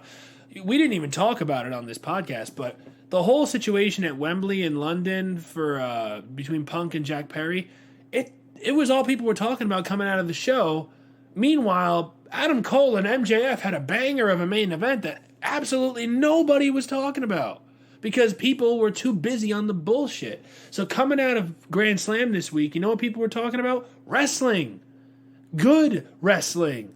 How MJF and Adam Cole are putting on probably the most enjoyable and emotionally investing story AEW has ever done, and in probably one of the top 3 in the pro wrestling world as we speak, along with the Judgment Day and the Bloodline, I'd say. Mm-hmm. You know? And it's just... And also, it's like... It's not even just that. It's just... there's just so much of it. It's almost overstimulating. Because we haven't even mentioned NXT and what they're doing down there. With, like, Ilya Dragunov, Carmelo Hayes, Braun Breaker basically just killing Von Wagner for fun. And it's like all that stuff going on there. It's like Ilya Dragunov, who by all accounts is the next big thing to come out of NXT. And it's like, dude, it's just so much. And I love it. And especially because like everything now is like so accessible with your phones and the computers and everything. You can just look it up. It is fun. Right. We spent 2 I was hours. going to say, we're in a whole new, like, boom period for pro wrestling as a whole. Like, fans should not be such, I guess, dipshits with it. Like, we should just take it as it is and appreciate every single fucking show that goes on. Yeah, live in the moment. You can't dwell on the things you can't change. We spent 2 hours talking about Impact Wrestling tonight, right? I had never been to an Impact show live before. I had always wanted to when I was a kid, never got there. Then there was a time where I never wanted to go. And so I got to go to 2 Impact tapings. And my God, man, like, I want to go back. I want to see more of what they're doing. I never would have imagined I would invest in Impact Plus, the streaming service for their back category of all their video archives. Because to me, Impact has not been worth it. Now, will there be a chunk of time that I probably skip over if I do go back and review things and rewatch things? Yeah. There was a time where I wasn't a big fan. Maybe I'll try and check things out, see if I can get into it. But Impact has changed the game. They have changed the game because they're not trying to be like WWE and AEW. They don't give a shit anymore.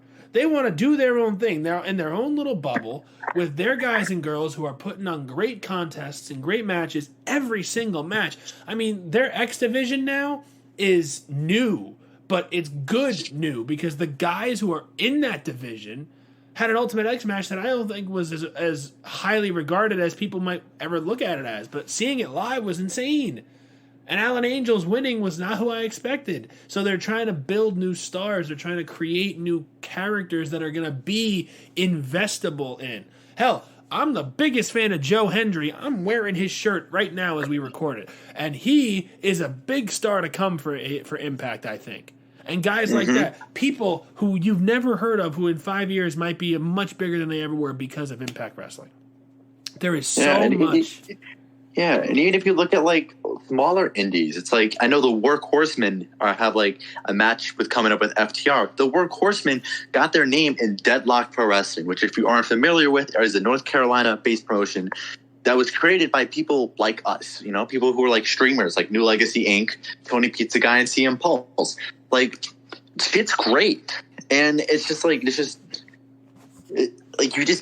unpredictable nowadays, and like especially after so long of just having to deal with the same malarkey and shenanigans week after week after week. It's like we don't have that anymore. If you don't like it, don't watch it, and if you like it, watch it.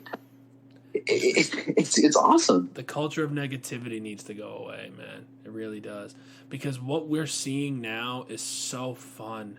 If you really are a pro wrestling fan, then this is the time for us. This is our era to really get a new generation of mega moments in every promotion, because we are so used to, like you said, the same old standard bearer BS in WWE, and this is it, and this is all that there is, and we gotta just watch it because this is what you got. No, you know what you got? On Monday you got Monday Night Raw, but on Tuesday you got NXT, and then on Wednesday you got Dynamite. On Thursday you've got Impact, and Ring of Honor. On Friday you've got SmackDown, and then you probably got somebody's premium live event on Saturday or Sunday, because Impact's running one every few weeks, and AEW is gonna start adding more, and WWE is still doing 12 a year. And there's NXT specials going again. We got No Mercy coming up, which is going to be main evented by Dragunov and Hayes. And holy fuck, that match is going to be great. Like it was great the first time around. Right, it's even better the second. It's like there's just so much. Becky Lynch is in NXT. She's the NXT Women's Champion right now. She's getting more eyes on that product than have been on that product in years. They just peaked at over 1 million viewers on their last episode. Like, she's bringing the numbers in, and it's everywhere. Everywhere's numbers are up. The overstimulation is not affecting people because we want more. We've wanted more for so long. Now we've got it, and I'm soaking it all in. I'm so behind on stuff, matches I want to see, shows I want to watch. I still haven't watched all of All Out from start to finish. And I wanted to because I heard it was a good show. I only watched the main event. Cassidy and Orange freaking Cassidy, man, deserves his flowers. Oh, dude, they gave him the strap, man. This dude, oh man, yeah, it's like, and even if you have complaints about his gimmick, which I could understand, it's just who else does it like him? You know what I mean? It's like he's someone who's still consistently over and put in banger after banger after banger.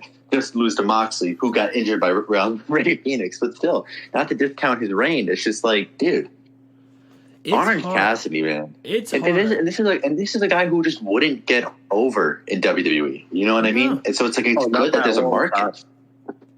Yeah, there's a market for it now. And I know I used to be very hypercritical of AEW, but they're like, if people would just stop trying to be behind the scenes and just enjoy it for what it is, the business and the industry would be a lot more positive. I care about what happens in the ring. And if what you do in that ring, or at least as the TV product, I mean, obviously the promos, the segments, the vignettes, backstage stuff, all the stuff that goes into the product that they're putting out for the general public to consume, if you're giving me something that I can enjoy, that's my brand of wrestling, that I can sit there and say, I'm willing to give you 20 minutes of my time, which at this point in my life is a very valuable amount of time to give professional wrestling, because of the amount of things that I've got going on. I'm sure we all got going on at this age. It's hard. It is so hard. But you know what? I'm ready and willing to do it. I'm ready, willing, and Gable. Shout out to my main man, Chad, who should win that Intercontinental Championship soon. I'm ready for it, you know? Like, I want more. And so I'm the type of person where the thing is, it's like even if what's most indicative about all of this is, like, if you ask anyone who are their top 3 wrestlers, you're more often than not going to get at least 2 different answers. You know what I mean? Like, personally, for me, my top 3 is Gunther, Dragunov, and Zack Sabre Jr. That's 2 different companies and 3 different brands. You know what I mean? Like, it's just phenomenal. For me, it's Gunther, it's MJF, and it's Josh Alexander right now. Like, it's 3 different companies. And I mean, Roman Reigns would have been up there if this dude showed up. But, you know. Bro, yeah, he's really on that Dwayne schedule, bro. Let me tell you. Well, he's like cousin. But, yeah, man, it's great. It's great. I love wrestling. I can sit here and talk about this shit all night. Yeah. It's insane. It is getting late here on the East Coast, so we're going to have to wrap this up. Any other thoughts, boys, before we send them off? Never be afraid to be a fan. You stole my catchphrase, dude. Jeff Jericho's over. Guess what? Just gonna say Jarrett's going over because he just not ref bumped and stole my catchphrase. Oh man. Well, I guess I got to be like Orange Cassidy. I do not have a catchphrase for today. But yeah. So thank you guys for tuning in to another episode of the Fans Talk Pro Wrestling Podcast. We are, as always, very grateful and appreciative to all of our listeners and our viewers. So thank you all very much again. We hope you enjoyed this one. We will be back again very, very soon. And so thank you all. Have a great night. And always remember to never be afraid to be a fan. So long, everyone.